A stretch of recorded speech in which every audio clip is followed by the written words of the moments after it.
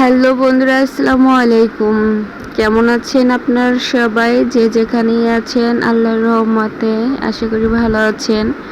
আপনাদের দয়ায় আমিও ভালো আছি। আজকে আপনাদের সাথে শেয়ার করব, এটা হচ্ছে রুই মাছ দিয়ে আর কি অল্প দুটো পুঁইশাক আর আলু দিয়েছি, এটা দিয়ে আর কি ভুনা করব। এটার পেটে আর কি ডিম হয়েছে, তাও দেখালাম। এই যে এই ডিমটা আর কি আলাদাভাবে আমি ভেজে ভুনা করব। আর মাছটা হলুদ মেখে নিয়েছি, তা তো দেখতে পাচ্ছেন। এই যে হলুদ মাখা মাছটা আমি তেলের ভিতরে এখন ভেজে নেব, তেলে দিয়ে দিলাম। এখন এভাবে যদি রান্না করে, আসলে ডিম হলে কি মাছের স্বাদ কিন্তু কমে যায়। তারপর হচ্ছে এখন ডিম হলে আর কি করব, ডিমটা আর কি আলাদাভাবে আমি ভেজে ভুনা করব, তাও আপনাদের সাথে একটু একটু করে শেয়ার করছি। আর এই মাছটা পুঁইশাক দিয়ে রান্না করছিলাম, খুবই ভালো লেগেছিল। চাইছিলাম চিংড়ি মাছ দিয়ে পুঁইশাক রান্না করব। তারপর ভাবলাম যে মাছটা যখন ভুনা করে তো পাশে একটা আলু বা পুঁইশাক দিই, তাহলে খেতে তাও ভালো লাগবে। আর বাইরে যে আওয়াজ, ওই যে গাড়ি চলতেছে, এগুলোর শব্দ হচ্ছে। তো যাই হোক, মশলাটা আমি কষিয়ে নিচ্ছি। এই যে এক হাত দিয়ে ক্যামেরা ধরছি আর এক হাত দিয়ে লাড়তেছি, তো এই জন্য কেমন যেন আর কি নিচে একটু হয়ে পড়ছিল। তো যাই হোক, আমি এই যে অফ ক্যামেরায় তারপরে আর কি লাইরা নিচ্ছি। লাড়ার পরে হচ্ছে এখন কষানো কিন্তু হয়ে গেছে। তারপর আমি শাকটা দিয়ে দিলাম। আসলে পুঁই শাকটা যদি কষায় তাহলে কিন্তু হচ্ছে এই যে দেখেন কমে আসছে, একদম শাক দেখাই যাবে না।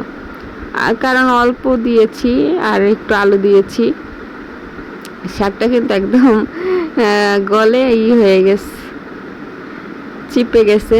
তো যাই হোক, আমি কিছুক্ষণ আমি কষিয়ে তারপরে কিন্তু একটু পানি দিয়ে তারপর মাছটা দিয়ে দিলাম। এখন এটা ভাজা ভাজা করবো আর কি।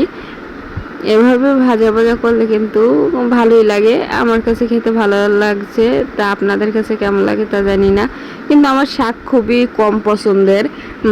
মাছ মাংস এগুলো খাওয়া পরে, এই জন্য অভ্যাস হয়ে গেছে এগুলো, কিন্তু শাক খুব কম খাওয়া পরে। আর এখন হচ্ছে পছন্দও করি কম। আর আমার চ্যানেলে যদি যে নতুন হয়ে থাকেন, প্লিজ আমার চ্যানেলটা ফলো করে যাবেন, একটা লাইক দিয়ে যাবেন, একটি কমেন্ট করে যাবেন। আমি অবশ্যই আপনাদের চ্যানেলে চলে যাব। আর ইউটিউবে যদি হয়ে থাকেন, আমার চ্যানেলটা সাবস্ক্রাইব করে পাশে থাকবেন প্লিজ। আপুরা ভাইরা, আপনাদের উদ্দেশ্যে বলছি। গল্প করতে করতে কিন্তু আমার তরকারিটা প্রায় হয়ে আসতেছে। আলুটা একটু সেদ্ধ হবে আর ডিমটা হলুদ মরিচ লবণ দিয়ে তেলে আর কি এই যে ভেজে নিয়েছি। ডিম কিন্তু ফোটে তেলে দিলে, জানেন আপনারা, তাই আমি ঢেকে দিয়েছি।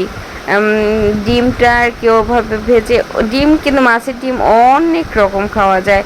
তারপর আমি ভাবলাম যে আজকে এমনভাবে রেসিপিটা করি, এটাও কিন্তু খেতে দারুণ হবে। তারপর আমি হচ্ছে মশলা বেটে আর কি কষিয়ে তারপরে ওই ডিমটা আর কি ভুনা করবো। আজকে আর পেস্ট কেটে দিই নাই, আজকে অন্য রকম আর কি রেসিপিটা করতেছি। আরও একদিন মাছের ডিম কিভাবে রেসিপি করছিলাম তাও কিন্তু আপনাদের সাথে আমি শেয়ার করেছিলাম, তাও আমার চ্যানেলে রেসিপি আছে, অবশ্যই আপনারা যদি না দেখেন দেখে নেবেন।